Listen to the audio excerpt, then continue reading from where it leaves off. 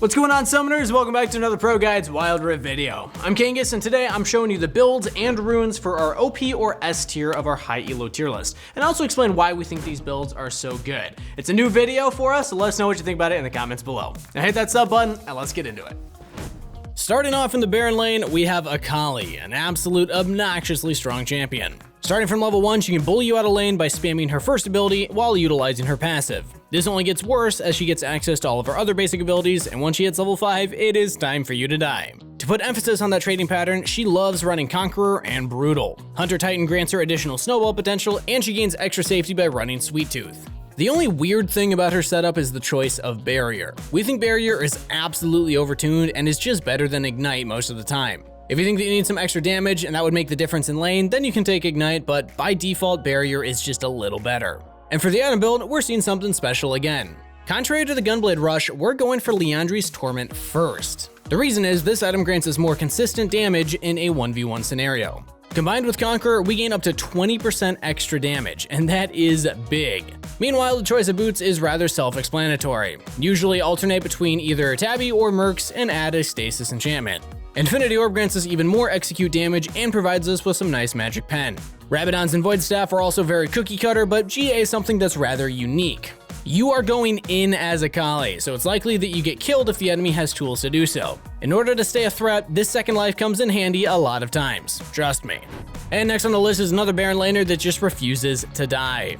GRAGAS has insane innate sustain and obscene amounts of damage for his tankiness. To put emphasis on his trading pattern, he likes going Electrocute and Brutal. Second Wind and Hunter Genius provide him with the necessary resources to do so. For the summoner spells, you'll see most champions default to Flash and Barrier, again because they're just the best summoner spells. Build-wise, we're going to make full use of Gragas' kit. His first ability slows, his third ability knocks up, and his ultimate knocks people around. Liandry's Torment deals increased burn damage to slowed or immobilized targets and grants Gragas a nice extra notch of damage. Adding Lich Bane to the mix just puts more emphasis on this ideal way to trade. Gragas as a champion is very cooldown dependent, so you'll see him run Lucidity Boots very often in combination with the Stasis enchant. The rest of the build is typical AP itemization.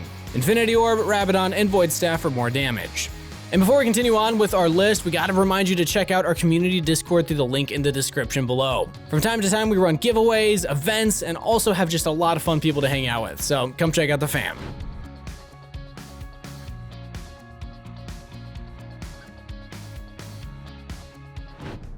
Alright, moving on to the jungle, we will start off with Evelynn. She's an AP assassin that kills her enemies with overwhelming damage from her abilities. Similar to Gragas, she is very dependent on these, so running Hunter Genius is beneficial for her. The weirdest thing about this build is the choice of running Conqueror. Many would choose Electrocute, but Conqueror is just overall better as a rune for her. She can proc it super fast and get 10% increased damage, which is insane if you take her AP scaling into account. Rushing Infinity Orb grants her extra movement speed to get around the map faster, as well as overall more damage thanks to its magic pen.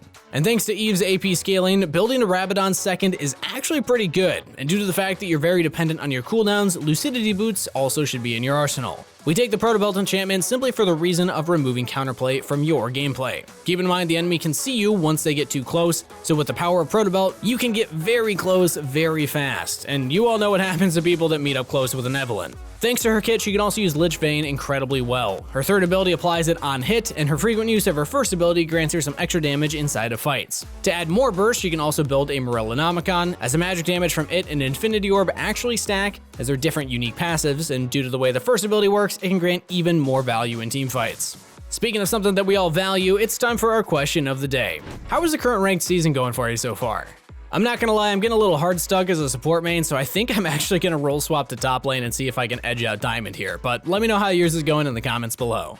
And since we're on the topic of meta junglers you don't want to meet in the jungle, why not mention Lee Sin as well? The first two runes you'll take on him are rather generic, whereas Spirit Walker helps him gain some extra tankiness in the early stages of the game in which he has to snowball. Mastermind just grants him extra damage to objectives and allows him to gain extra experience from them. Similar to Wukong, Lee Sin can opt into an early Youmuu's Ghostblade. It grants him a lot of mobility on the map as well as increasing his damage by a decent amount. If you're getting quite fed, you can also build a Trinity Force afterwards to be even more of a nuisance, but with the current changes in the game, you'll maybe just default to Black Cleaver over Triforce. Steric's Gauge will grant you additional tankiness, and Mortal Reminder is simply the best item for anyone that deals physical damage.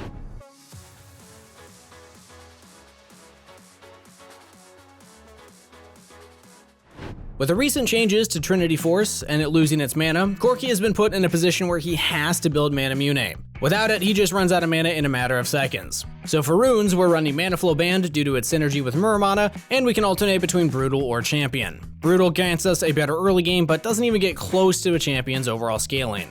With the idea in mind that KORKI is a champion that loves to weave abilities, we can make good use of Trinity Force's Spellblade. To help out with the lack of sustain, we're going to build Gluttonous Boots with a defensive enchantment. And since KORKI is an AD carry that deals magic damage, we finish up our build with Rapid Fire Cannon, Infinity Edge, and a GA. If you think you don't need a Guardian Angel, you can also build a Void Staff to increase your damage even more.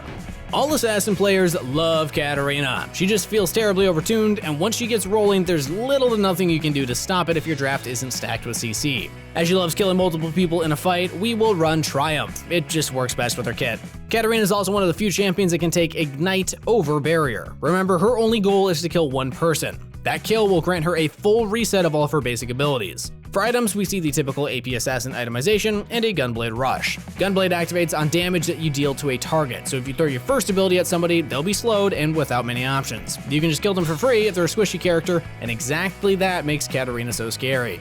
However, there is one thing every Katarina player has to learn. Sometimes you just gotta be patient. You can't jump into an enemy team and expect to kill them all right away. Some champions will stop that from happening, and then you die, and we don't want that, right?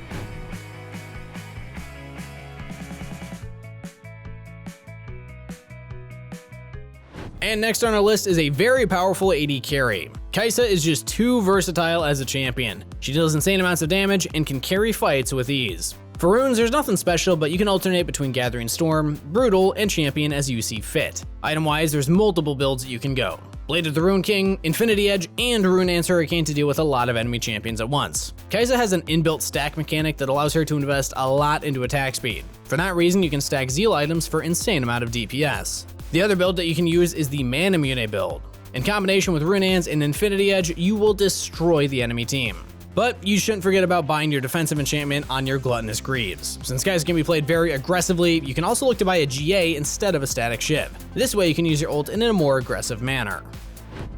And another AD carry that's at the top of the ladder is XAYAH. Her ability to control teamfights with her feathers is unmatched, and the only limit she really has is your own ability of piloting her. XAYAH's build lacks sustain outside of Gluttonous Graves, so we're going to utilize Vampirism. That rune grants her a lot of scaling sustain that allows her to heal up a lot inside of fights or even between fights. One of her unique traits is that her passive can crit. With that in mind, we can itemize into crit items to deal even more damage. The standard build of Infinity Edge, Zeal item plus Mortal Reminder is just core for most AD carry itemization. For your last item, you can always look at the game and think about what you need the most. Think about playing against an Evelynn. Maw seems to be good, but it really isn't. Its shield won't protect you from her execute damage because you're already going to be too low on HP. But what about doubling down on your healing from Gluttonous Graves and Vampirism? Spirit Visage is not a bad item if you're facing a lot of magic damage. Grants you a ton of HP, magic resist, and extra healing from your items, runes, and allies. Feels weird on an AD carry, but trust me, it'll save your life.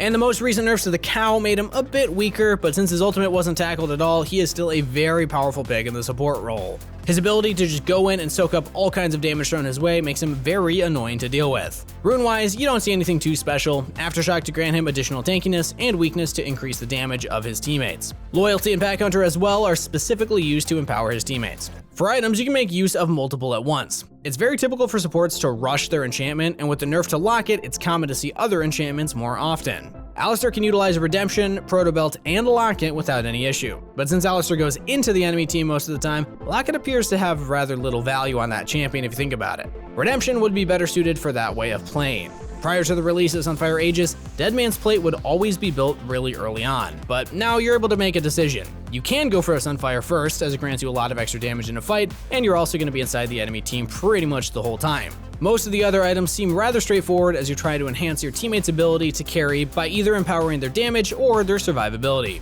Unique to Alistar is the fact that he can itemize into an early Bramble Vest when he's facing a lot of characters that have innate healing. With that relatively cheap purchase, he can cut down a lot of value the enemy gains from their ability to sustain in fights. And last but not least comes my main guy, BRAUM. BRAUM is one of the only champions that utilizes Font of Life. There's something lots of people don't know about that rune. After reading it, you get the impression that it's a healing over time effect. And it is, but it grants allies 40% of the healing on every hit. Compared to Alistar, BRAUM is not the champion that goes in. Instead, he sits on your team's carry and protects them from anything that's gonna hurt him.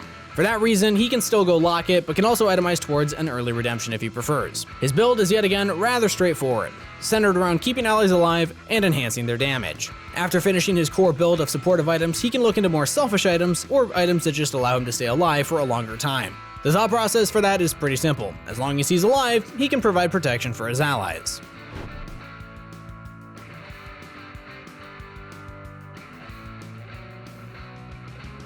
And that'll conclude our first ever item explanation for our OP and S tier on the tier list. Thanks so much for watching. If you enjoyed this new kind of format of video, make sure to like the video and sub to the channel to never miss anything Wild Rift again. Also, don't forget to answer a question of the day in the comments below. That's it for today, so best of luck on the Rift, everybody. Stay hydrated, and I'll see you next time.